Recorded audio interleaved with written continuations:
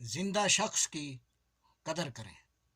زندہ شخص کے چہرے پہ ایک مسکراہٹ لانا اس کی قبر پر پھول رکھنے سے بہتر ہے. اعوذ باللہ من الشیطان الرجیم، بسم اللہ الرحمن الرحیم. السلام علیکم ورحمۃ اللہ وبرکاتہ. میں ہوں عبداللطیف گرچانی، ہمیشہ کی طرح اپنی اس دعا کے ساتھ کہ اللہ تعالیٰ آپ سب پر آسانیاں فرمائے اور آپ سب کو آسانیاں تقسیم کرنے کی توفیق عطا فرمائے. آمین ثم آمین. اس سے پہلے میں نے اپنی ویڈیو میں جنگ آزادی 1857 کی جنگ آزادی کے بارے ایک چھوٹی سی بات کی تھی، اور میں نے کہا اس کی تفصیل پھر دوسری ویڈیو پہ آپ کی خدمت میں پیش کروں گا. اب یہ دیکھنا ہے کہ یہ جو سن 1857 کی جنگ، یہ جس کو انگریز نے غدر کا نام دیا، اور جن لوگوں نے اس جنگ میں حصہ لیا، جن لوگوں نے اس جنگ کو شروع کی، ہم تو اسے یہ مجاہدین کو ہی کہتے ہیں، لیکن انگریزوں نے انہیں باغی قرار دیا. تو اب یہ آج ہم نے یہ دیکھنا ہے کہ یہ جنگ کیوں شروع ہوئی، اس جنگ میں کامیاب کون رہا، اس جنگ کے فوائد کیا حاصل ہوئے اور نقصانات کیا ہوئے. اب سب سے پہلے کہ اس جنگ کی ابتدا کیسے ہوئی. اس سے پہلے جو یہ بندوقیں وغیرہ انگریزوں نے اپنی سپاہ میں تقسیم کی تھیں، ان کی نالیوں میں بارود بھرنا پڑتا تھا، پھر اس کو فائر کرنا پڑتا تھا. پھر انہوں نے ایک کارتوس ایجاد کیے، جیسے آج کارتوس ہوتے ہیں، ان کے اوپر پلاسٹک کا خول وغیرہ ہوتا ہے، اس کو پھر اندر بندوق میں لوڈ کر کے فائر کرنا پڑتا ہے. اسی طرح کے کارتوس تھے. اب اس بارود کے اوپر جو خول تھا وہ گائے کی اور سور کی چربی سے بنائے گئے تھے. اب اس کارتوس کو بندوق میں لوڈ کرنے سے پہلے اس کو منہ میں دانتوں سے کاٹنا پڑتا تھا. اب جب ہندوؤں کو معلوم ہوا کہ یہ تو گائے کی چربی سے تیار کیا ہوا خول ہے، تو آپ کو یہ بھی معلوم ہے کہ ہندو لوگ گائے کی پوجا کرتے ہیں، اور مسلمانوں کے نزدیک سور جو ہے وہ ایک مردار اور حرام جانور ہے. اب وہ بھلا کیسے اس کو، وہ تو ہاتھ بھی نہیں لگا سکتے، کیسے منہ سے وہ اس کو کاٹتے. پھر انہوں نے یہ جو ہے نا، یہ سپاہی تھے، اس میں صوبے دار تھے، نچلی سطح کے جو لوگ تھے، انہوں نے پھر جو ہے نا ان کارتوسوں کو لوڈ کرنے یا ان کو فائر کرنے سے انکار کر دیا.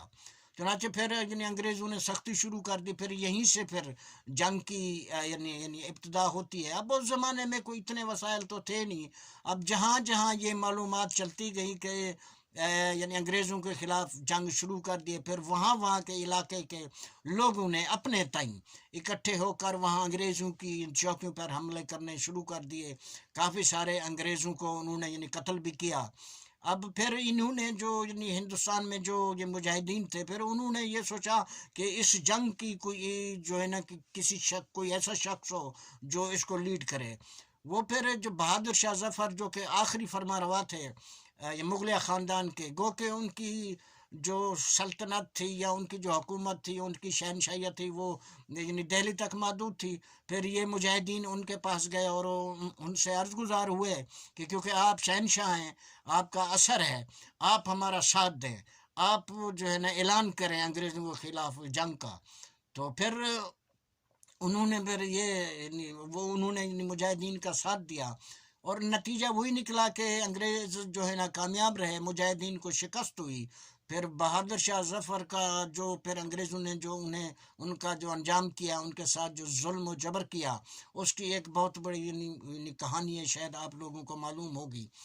اب انگریزوں کی انگریز کامیاب کیسے ہوئے. اب کافی سارے اس وقت کے جو پاورفل لوگ تھے، جس میں مسلمان بھی تھے، جس میں ہندو بھی تھے، جو ہمارے موجودہ پاکستان کے علاقے سے تھے، انہوں نے پھر یا ہندوستان کے راجے تھے، انہوں نے ہندوستانی فوج کا بھرپور ساتھ دیا ہر طریقے سے. بلکہ انہوں نے اپنے علاقے کے لوگ بھرتی کر کے انگریز کی فوج میں داخل کیا، اور کافی سارے مسلمان انگریزوں کی طرف سے لڑتے ہوئے جنگ کے کام بھی آئے.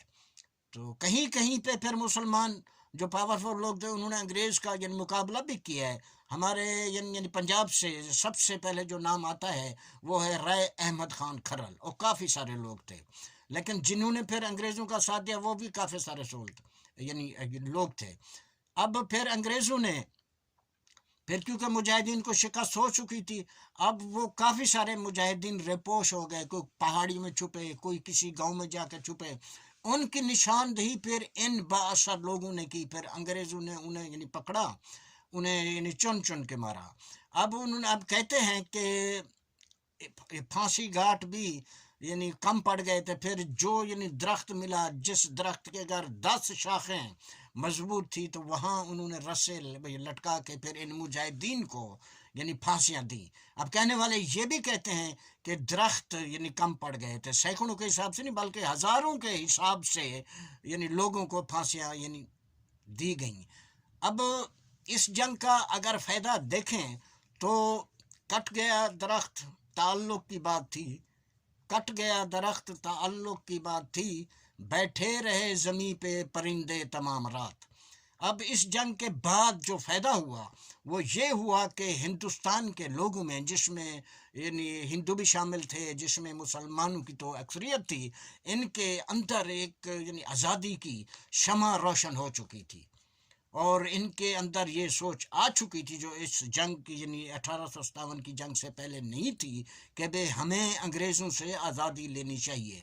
پھر اس کے بعد چھوٹی موٹی یعنی جھڑپیں بھی یعنی ہوتی رہیں، ان جھڑپوں کے بعد پھر یعنی 1947 میں الحمدللہ یعنی انگریز یعنی چلے گئے، یعنی تمام ہندوستان یعنی آزاد ہوا، الحمدللہ ہمارا پیارا ملک دنیا کے نقشے میں یعنی ابھرا۔ اب اس جنگ کا اگر سب سے بڑا جو میں نقصان سمجھتا ہوں، وہ سب سے بڑا نقصان یہ ہوا کہ پھر جن جن لوگوں نے انگریزوں کا ساتھ دیا، انگریزوں نے انہیں اپنی یعنی فوج میں، اپنی حکومت میں اعلیٰ عہدے دیے، پھر انہیں جاگیریں دیں، جو کہ ہمارے یعنی پنجاب میں بھی ہیں، جنوبی پنجاب میں بھی ہیں، پورے پاکستان میں اگر آپ دیکھ لیں تو یعنی انہی کو پھر جائیدادیں جو کوئی 20,000 ایکڑ کا مالک ہے، کوئی 30,000 ایکڑ کا مالک ہے، جو کوئی 50,000 ایکڑ کا مالک ہے، ان میں زیادہ تر وہی یعنی بخشش کیے ہوئے، وہی انعام دیے ہوئے رقبے ہیں جو کہ ان کی نسل چل رہے ہیں۔ اگر آج آپ سیاست کے اکھاڑے کا جائزہ لیں تو انہی لوگوں میں سے، انہی لوگوں کے آگے پھر جو ان کی یعنی خاندان ہے، آپ کو اکھاڑے میں وہی نظر آئیں گے۔ اب ایک اور یعنی وقت آنے والا ہے جو کہ یعنی ہم نے فیصلہ کرنا ہے کہ یعنی ہم نے کس کو چننا ہے، کیونکہ الیکشن کا ٹائم ہے، آپ کو یعنی ووٹ دینا چاہیے، بلکہ زیادہ تر یعنی لوگوں کو ووٹ دینا چاہیے تاکہ تناسب زیادہ سے یعنی زیادہ ہو۔ اس بار ایک چھوٹا سا شعر آپ کی خدمت میں پیش کرتے ہوئے اجازت لوں گا کہ دل سے ثابت کرو کہ زندہ ہو، دل سے ثابت کرو کہ زندہ ہو، سانس لینا کوئی ثبوت نہیں، سونے رب دے ہو۔